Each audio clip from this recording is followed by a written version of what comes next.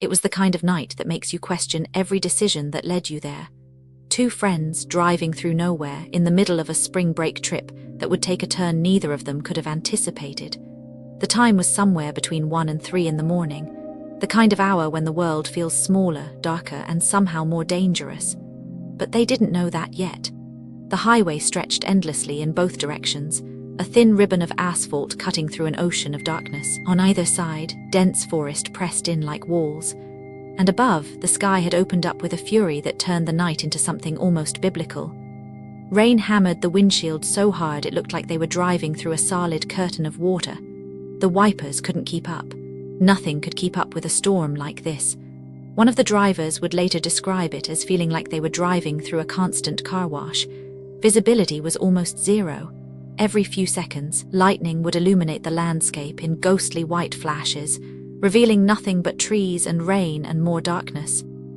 Between those flashes, the headlights were the only thing pushing back the void. They needed to stop. Nature was calling and there was a gas station just off the highway. But when they pulled in, the realization hit them immediately. The place was closed. Dead. No lights, no attendant, nothing. Just an empty building in the middle of nowhere, swallowed by the storm. They had a choice to make. Wait it out or find privacy in the only way available to them. They chose the bushes near the property. It wasn't ideal, but under the circumstances, it was the only option. As they stepped out into the downpour, the cold rain instantly soaked through their clothes. The wind whipped around them, carrying the smell of wet earth and distant lightning. They moved quickly into the vegetation beyond the gas station, just far enough for privacy, but not so far that they couldn't see the car. The storm raged around them. The thunder was so loud it seemed to vibrate through their chests. This was the moment. This was when everything changed. One of them noticed something. Through the sheets of rain and the darkness, barely visible, there was a rock, a large one. It jutted up through the trees on a hill not far from where they stood. You could barely make it out in these conditions, just a darker shape against the dark landscape. But one friend called the other's attention to it. "Hey, can you see that giant rock poking through those woods on that hill?" The other one squinted, trying to focus through the rain and the darkness. "Ooh, yeah, I can, just barely though. Look on top of it." They looked, both of them looked, and that's when they saw it. A figure, an outline. A person standing on top of that rock, silhouetted against the storm, but this wasn't just anyone out for a walk. This figure was standing absolutely still, unnaturally still, and they were staring directly at the two men in a thunderstorm at 2 in the morning with no visible clothing, no jacket, no protection from the elements, nothing. The figure was staring at them, and they were staring back. It was like a moment frozen in time, a connection made across that distance through the rain and the darkness. A moment that neither of them would ever forget. They didn't hesitate. They ran. Both of them sprinted back to the car, their footsteps splashing through puddles, their hearts pounding harder than the rain hitting the ground. They got inside and slammed the doors. The engine was already running. "I think it was a girl," one of them said, breathing hard, "but it's so hard to see in this rain." The other one's mind was working in overdrive. Car beats some rando without a car 9 times out of 10, so let's find out. It was a statement of fact, but also a plan. They had a vehicle. They had mobility. Whoever that was on the rock didn't, but there was something about that figure, something about the way it was standing there that made them want to understand what they were seeing, or maybe they wanted to know if what they saw was real. They pulled out and maneuvered the car to angle their headlights toward the hill. The brights cut through the storm, pushing back against the darkness and the rain. It made almost no difference in conditions this severe, but they tried anyway. The light reached out into the night like a desperate hand. What the headlights revealed froze their blood in their veins. There were 2 of them, not 1, 2, and they weren't just standing around, they were working. Both figures were moving together, both wearing completely dark clothing, both completely unbothered by the rain that was soaking through them. They were dragging something large, something that looked like a trash bag, massive and unwieldy. And they were digging. Behind the rock, working frantically but also with purpose, with intent, like they had done this before, like they knew what they were doing. Then both figures turned. Just for a split second, they looked back at the headlights illuminating them, and in that moment, in that brief flash of exposure, the 2 men in the car saw something that would haunt them. Both figures were wearing something on their faces. Masks. Masks that looked like hockey masks or Halloween masks, dark and featureless and deliberately obscuring their identities.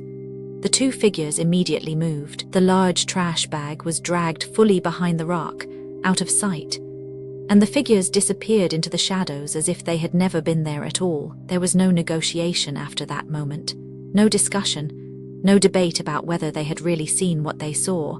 The driver hit the accelerator. The car shot back onto the highway with such speed that it almost seemed to defy the weather conditions. Behind them, the gas station, the rock, the forest, the two figures, and whatever they were dragging all disappeared into the storm. The only sound was the roar of the engine and the pounding of rain on the roof. They drove. They didn't stop until they were well away from that area, until the isolation gave way to at least the possibility of other people existing in the world. For the rest of that night, neither of them slept properly. Every time one of them closed their eyes, they saw that figure on the rock. They saw the masks. They saw the bag being dragged behind the boulder. In the days and weeks that followed, they had plenty of time to think about what they had witnessed. They replayed it over and over in their minds, trying to come up with explanations, trying to convince themselves that there was a logical reason for everything they had seen. A figure standing on a rock in a thunderstorm with no clothing, perfectly still, staring directly at them. That was the first mystery. Why would someone be out there like that, in those conditions, on top of a rock in the middle of nowhere? There was no good answer. Then the two figures in dark clothes, working frantically behind a boulder in the middle of the night, dragging something that looked disturbingly like a large trash bag. And the masks. The deliberate face coverings that served one purpose and one purpose only, to hide their identities. The location itself added to the mystery. The forest was isolated. It existed as just a patch of woods beside the highway, separate from the larger landscape, cut off from civilization. There were no other cars in the area, no witnesses beyond the two men in that car.